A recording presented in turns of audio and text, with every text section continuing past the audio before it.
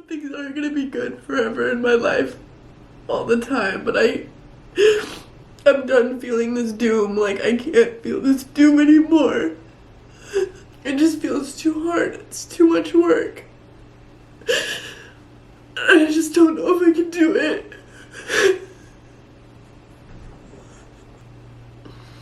I need to get better. I just need to get better.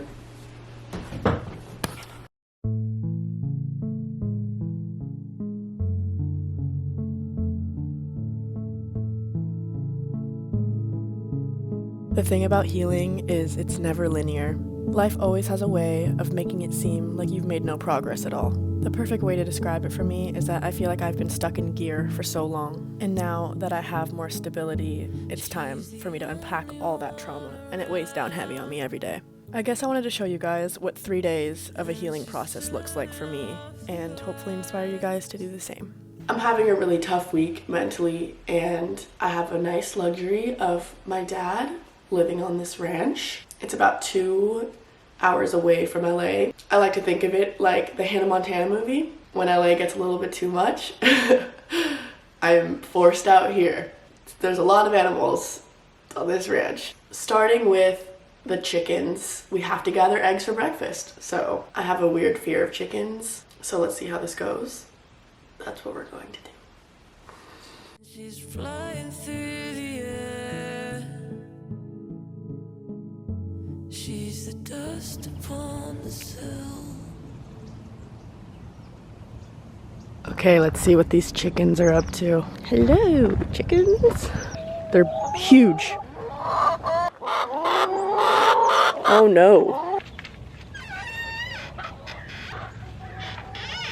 No eggs. Nothing. I'm gonna try to go in. Why are they all running towards me? What if they peck my leg?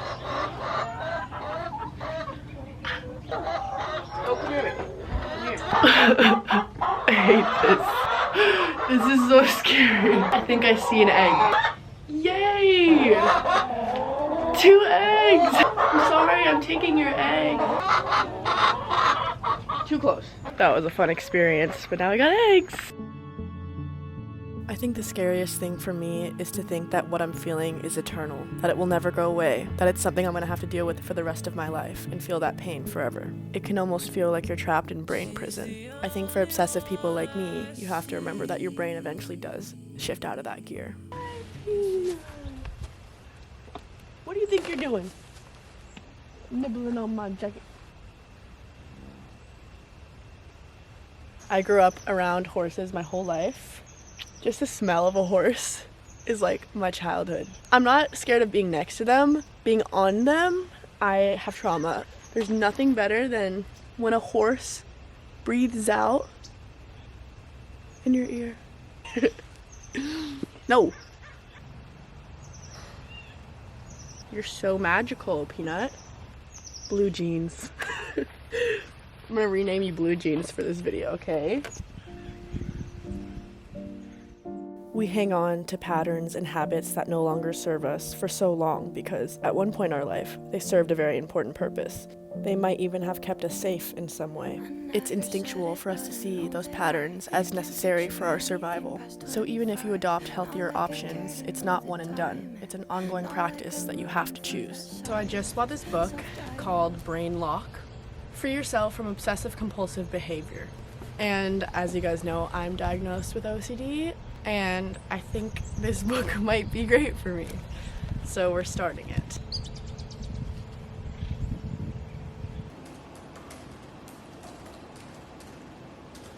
Unfortunately, I do have a video due today that I haven't edited yet, so I'm going to do that now so that I can enjoy the rest of the day.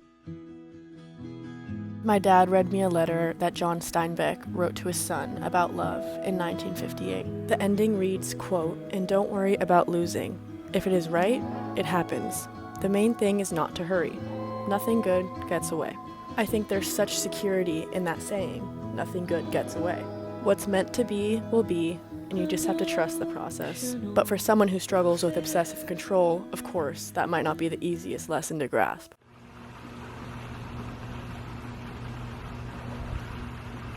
I'm sitting in the bell tower right now, which is really stunning.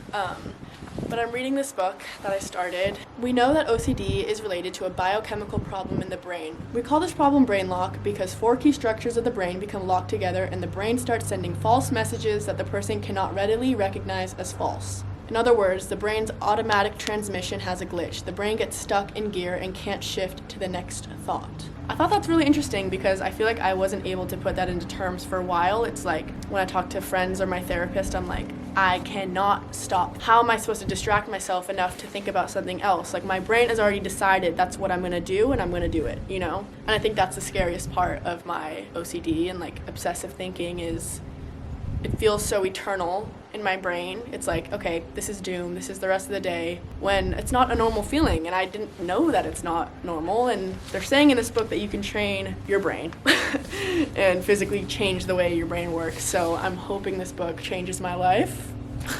People with OCD may even fear they are going crazy.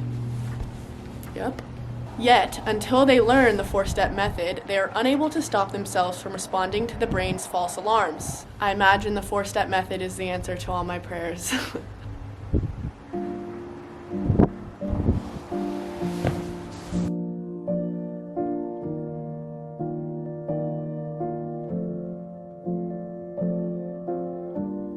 I never said it, but I know that I can't picture anything past 25. Not like I care to know the time, and not like I'm looking for that silence. Self-diagnose until I'm borderline. I'll do whatever helps to sleep at night until I'm feeling like Another thing I was told is if you really want to feel grounded, you take your shoes off in the grass. It's as simple as that. So I'm gonna dance around like an idiot. Probably get bit by a snake. That's my fear talking. And I'm gonna feel grounded. This better fix my problems.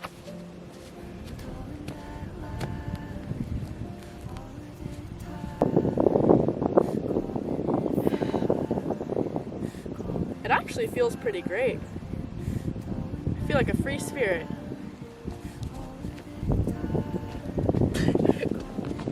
I can probably find better grass than this.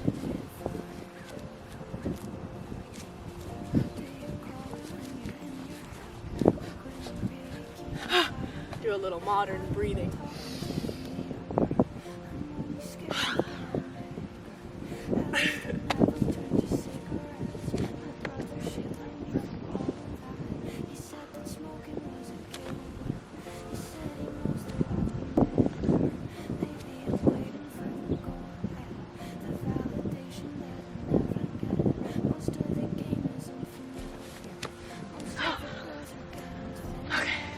I feel much better now. What are you doing right now? Are you playing ball? Yeah.